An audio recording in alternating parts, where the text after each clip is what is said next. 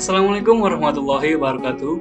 Perkenalkan, nama saya Ali Imran Pasaribu, NIM 14144222060. Pada video ini, saya akan membuat resume tentang teknologi dan media dalam pembelajaran sains. Oke, langsung saja kita mulai.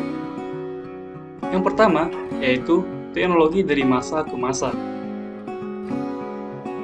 Teknologi hadir dan menjadi bagian hidup manusia dewasa ini. Manusia seolah tak bisa berfungsi tanpa ponsel cerdas, tablet, dan komputer yang merupakan alat-alat produk teknologi modern. Semua teknologi lahir dari sebuah tujuan terlebih dahulu. Misalnya, mesin pencari seperti Google yang saat ini hampir setiap hari kita gunakan merupakan solusi untuk memilih dan memilah sejumlah besar data online. Pada setiap perkembangan teknologi terbaru, menggabungkan teknologi yang sudah ada untuk menciptakan sesuatu hal yang lebih baik dari sebelumnya. Hal tersebut terus berlangsung hingga saat ini. Kita sudah tahu bahwa semua kalangan menggunakan sosial media atau gadget pada dewasa ini. Mulai dari malam menjelang tidur, pagi saat bangun tidur, dewasa, bahkan anak-anak semua menggunakan gadget dalam kehidupan sehari-harinya. Namun, muncul pertanyaan, bagaimana teknologi digunakan oleh manusia pada zaman dahulu? Mari kita lihat. Awalnya, manusia hidup berpindah-pindah atau nomaden, kemudian menjadi menetap dengan cara membangun rumah-rumahnya sendiri. Hal ini merupakan salah satu bentuk teknologi yang pertama kali ditemukan oleh manusia. Kemudian ada juga batu-batu runcing seperti kapak yang digunakan untuk memotong kulit kayu ataupun kulit hewan. Kemudian penggunaan hewan, air, dan udara merupakan salah satu teknologi yang ada pada zaman dahulu. Nah, barulah pada abad ke-18, teknologi mulai merambat ke dunia industri seperti mesin yang berukuran kecil hingga mesin yang berukuran besar seperti pabrik.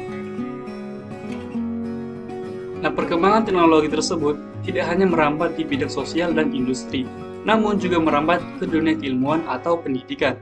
Penggunaan teknologi di dunia pendidikan dalam membuat media pembelajaran sudah sangat lumrah pada zaman modern ini. Kemudian yang kedua, media pembelajaran. Apa sih itu media pembelajaran? Singkatnya, media pembelajaran dapat dikatakan sebagai perantara ataupun penghubung antara orang yang memiliki sebuah informasi dengan penerima informasi, atau antara guru dengan siswa. Ada 3 kelebihan media, yaitu yang pertama fiksatif, yaitu dapat menangkap, menyimpan, dan menampilkan kembali suatu objek atau kejadian. Kemudian yang kedua adalah manipulatif, yaitu media dapat menampilkan kembali objek atau kejadian dengan berbagai perubahan atau manipulasi sesuai dengan keperluan yang dibutuhkan. Kemudian yang ketiga adalah distributif, yaitu media mampu menjangkau audiens yang besar jumlahnya dalam satu penyajian. Kemudian berikut merupakan tabel klasifikasi media pembelajaran menurut Anderson tahun 1993. Anderson membagi media menjadi 9 jenis. Yang pertama adalah audio, contohnya seperti kaset audio, siaran radio, dan CD. Kemudian yang kedua adalah bahan cetak seperti gambar atau foto, buku, modul, grafis, dan lain-lain. Kemudian yang ketiga adalah audio cetak, yaitu modul cetak dengan kaset, SRP dengan bahan penyerta. Kemudian yang keempat, visual proyeksi diam, contohnya seperti film bingkai atau slide, dan transparansi. Kemudian yang kelima, audio visual proyeksi diam, contohnya film bingkai suara. Yang keenam, visual gerak, contohnya film gerak tanpa suara atau film bisu. Kemudian audio visual gerak, contohnya seperti video, TV, dan VCD. Yang kedelapan, objek fisik, seperti benda nyata, model, ataupun spesimen. Kemudian yang kesembilan yaitu komputer, contohnya multimedia dan e-learning. Nah, namun pada zaman ini ada beberapa media yang tidak lagi relevan digunakan. Contohnya seperti audio visual proyeksi diam atau visual gerak seperti film bisu. Nah, kemudian kerucut pengalaman Edgar Dell. Edgar Dell membuat sebuah kerucut yang mana semakin ke bawah berarti semakin terlibat seorang pembelajar dengan materi yang dipelajarinya. Sebagai contoh, membaca dan mendengarkan merupakan tingkat keterlibatan yang sangat rendah, yaitu hanya di tingkat verbal. Nah, kegiatan ini hanya mampu membuat si penerima informasi mengingat 10-20% informasi yang dibaca atau didengarkannya. Kemudian yang kedua, tingkat keterlibatan visual, seperti melihat gambar, video, ataupun melihat demonstrasi. Kegiatan ini juga hanya mampu menyerap 30% materi atau pengetahuan yang diberikan di dalam demonstrasi tersebut. Kemudian, yang keempat adalah terlibat. Contohnya seperti terlibat dalam diskusi dan presentasi. Nah, kegiatan ini cukup besar pengaruhnya dalam pengingatan materi yang dipelajari, yaitu sebesar 50-70%. Kemudian yang terakhir sampai pada tingkat berbuat, yaitu bermain peran, melakukan simulasi, dan mengerjakan hal yang nyata. Nah, kegiatan ini memiliki tingkat pemahaman materi yang diingat adalah sebesar 90%. Nah, maka dari itu dapat dikatakan bahwa semakin tinggi tingkat keterlibatan, semakin tinggi pula pengetahuan yang diterima dan diingat oleh seseorang. Ada 4 landasan yang harus kita perhatikan dalam penggunaan media pembelajaran, yaitu yang pertama landasan filosofis, yaitu banyak pandangan yang mengatakan bahwa penggunaan media-media yang digunakan berdasarkan teknologi baru akan menyebabkan dehumanisasi atau tidak humanis. Nah, namun faktanya dengan banyaknya media-media yang dapat dipilih, maka akan membuat siswa itu dapat memilih media yang sesuai dengan karakteristiknya. Nah, bukannya malah dehumanisasi, malahan akan membuat banyak pilihan bagi seorang siswa. Kemudian yang kedua, landasan psikologis. Dalam pemilihan atau penggunaan media pembelajaran, kita juga harus memperhatikan psikologi siswa, yaitu persepsi siswa mengenai media tersebut akan mempengaruhi hasil belajarnya nanti. Kemudian yang ketiga, landasan teknologis. Landasan ini lebih kepada teknisnya seperti perancangan, pengembangan dalam sumber belajar. Yang terakhir yaitu landasan empiris, yaitu siswa dapat belajar sesuai dengan karakteristiknya berdasarkan media-media yang ada. Oke, kemudian adalah kriteria pemilihan media dan sumber belajar. Nah, kriteria dalam pemilihan media dan sumber belajar ini ada 6, yaitu yang pertama akses, yaitu media tersebut mudah diakses oleh kalangan manapun. Kemudian yang kedua cost atau biaya. Dalam pembuatannya kita juga harus memperhatikan biayanya, karena apabila biaya suatu pembuatan media itu sangat besar, maka media tersebut tidak efektif untuk digunakan. Kemudian yang ketiga teknologi. Dalam pembuatan media kita juga harus mengembangkan atau mengaitkannya dengan teknologi, yaitu dengan cara memanfaatkan teknologi yang ada untuk pembuatan media tadi. Kemudian yang keempat, interaktif, yaitu media tersebut haruslah dapat dimengerti dengan mudah oleh si pembaca ataupun si peserta didik. Kemudian yang kelima, organization atau keteraturan.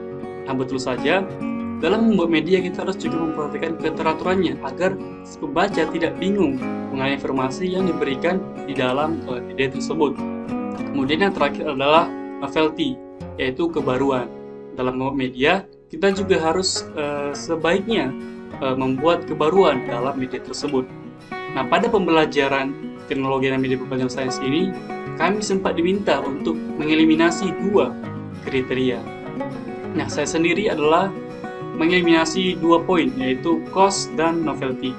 Karena menurut saya, cost atau biaya dalam pembuatan media itu tidak perlu biaya-biaya yang sangat besar. Kemudian novelty, kebaruan, karena menurut saya banyak media-media yang saat ini masih ada, masih dapat dikembangkan dan juga dapat digunakan dengan lebih efektif. Kemudian klasifikasi media pembelajaran yang relevan di zaman sekarang, yaitu ada visual. Media visual terbagi menjadi 2, yaitu media visual yang diproyeksikan dan media visual yang tidak diproyeksikan. Contoh dari media visual yang diproyeksikan adalah PowerPoint atau video. Ya, kemudian media visual yang tidak diproyeksikan adalah seperti objek nyata atau spesimen. Kemudian yang kedua adalah audio. Contohnya seperti rekaman, radio, ataupun podcast. Nah, kemudian yang ketiga adalah audio visual. Contohnya slide suara, video, maupun televisi. Kemudian yang terakhir multimedia, seperti multimedia interaktif, dan yang paling terkenal saat ini adalah virtual reality. Pada pembelajaran teknologi dan media pembelajaran sains, kami telah membuat beberapa media yang relevan dengan pemanfaatan teknologi. Saya sendiri membuat 2 media visual, yaitu yang pertama poster. Saya mengambil tema siklus hujan. Kemudian yang kedua infografis. Saya mengambil tema lebih ke perkembangan teknologi, yaitu SpaceX dan ambisi Elon Musk. Kemudian kami juga telah membuat tugas media audio berupa podcast yang dilaksanakan dalam kelompok. Selanjutnya, yang terakhir, kami juga diminta untuk memilih salah satu media yang telah kami buat itu. Kemudian saya memilih yaitu infografis. Nah, muncul pertanyaan, mengapa saya memilih dan membuat media tersebut atau infografis ini? Nah, kenapa saya membuat media ini? Karena menurut saya, infografis merupakan sebuah media pembelajaran yang sangat efektif untuk mengingat informasi yang ada di dalamnya. Karena dalam infografis tersebut, data-datanya disusun runut dan sesuai dengan tahun-tahunnya misalnya. Nah, hal ini akan menyebabkan informasi-informasi yang terdapat dalam infografis tersebut mudah diserap oleh si pembaca. Kemudian yang kedua, apakah materi tersebut cocok dengan medianya? Nah, dalam materi infografis ini saya memilih materi bumi dan juga planet-planet yang mirip dengan bumi.